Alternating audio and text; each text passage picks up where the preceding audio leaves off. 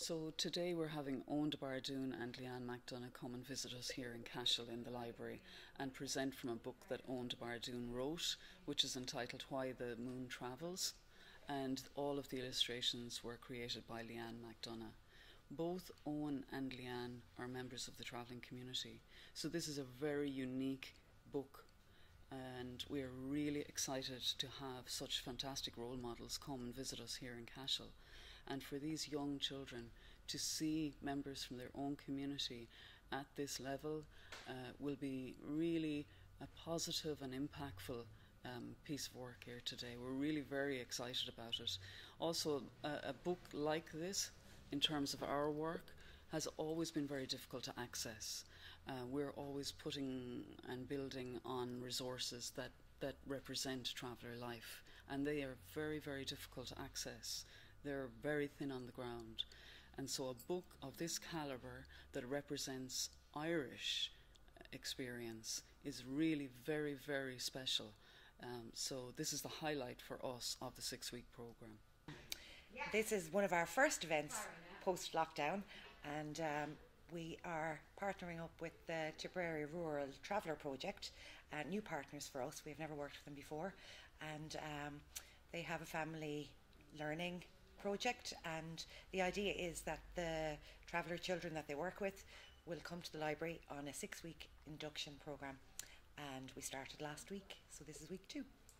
The Family Learning Programme is an after-school programme that supports traveller children in their journey through education.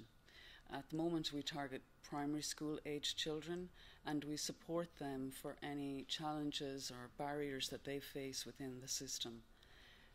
A key innovation in our programme is that we have education peer support workers that work at every session in our programme. Those tutors, they are from the community. So our strength is that we're working from the inside out. Those tutors have a way of communicating that is direct and very nuanced and sensitive with the community that they are from themselves. So that is very much the power of the programme. It's not being put upon this community, it's coming from within this community. All of those peer education support workers are involved at the planning level and the managing level of this programme. They're involved in the design of it and also the implementation. So they're there for every session of this programme. And that's so the book is about, it's actually in itself, it's a collection of living folk tales from the travelling community, as we would say in Kerry. It's done, I suppose, primarily through my own point of view, as most stories within our community are channelled and explored and expressed. And it's a very small, I suppose, insight into our, I suppose, nomadic stories from the indigenous people that most people would know very little about.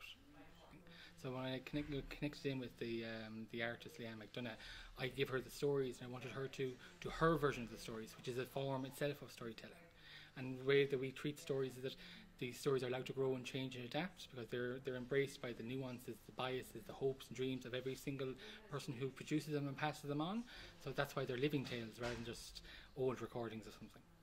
My name is Leanne McDonagh, and I have thankfully had the honour of illustrating Why the Moon Travels for Oein DeBhairduin.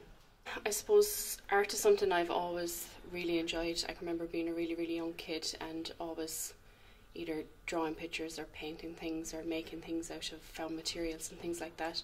And I suppose it was about 15, 16 before I really considered studying it at college, and it was down to a teacher of mine who really kind of encouraged me to progress in that area that I did so. So I did study at Crawford College of Art and Design for a number of years, and since graduating then I've been able to work on lots of different projects, whether they're personal to me or collaborating with others or working with different groups and organisations, and that's something that I've always really enjoyed. The title itself is Why the Moon Travels, and it's from a folktale itself of why the moon itself travels.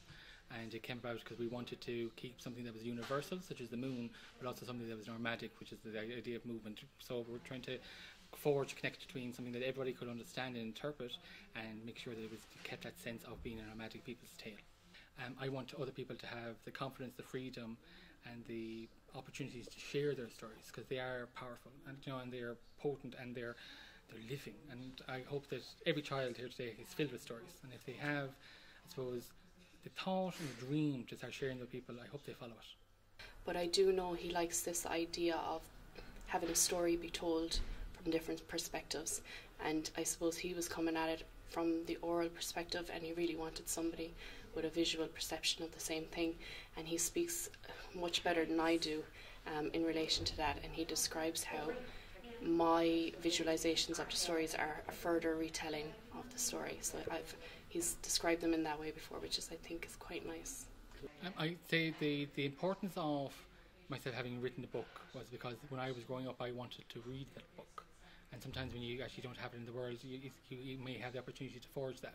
And today's opportunity, I suppose, just to stand and sit with people and read tales and connect with them, deeply important, because they are a point of incredible resistance, resilience, and also beauty in the community. So I think that's something that I hope the book continues to do. One of the most primary things to get the book is actually to see us actually as the people. Vast majority of people know nothing about the culture of traveller. Although the term culture is expressed, people know we have accommodation issues, mental health issues, we have issues around kind of gaining employment, educational barriers. People actually don't know anything about our culture, our traditions, our connections. So I hope that the book for people outside of our community might be a point of access, inspiration, but also might bridge those gaps that sometimes we don't always have between each other in our lack of conversation, isolation, socialisation. And overall, I hope the book really is received as an invitation to see us as people rather than problems.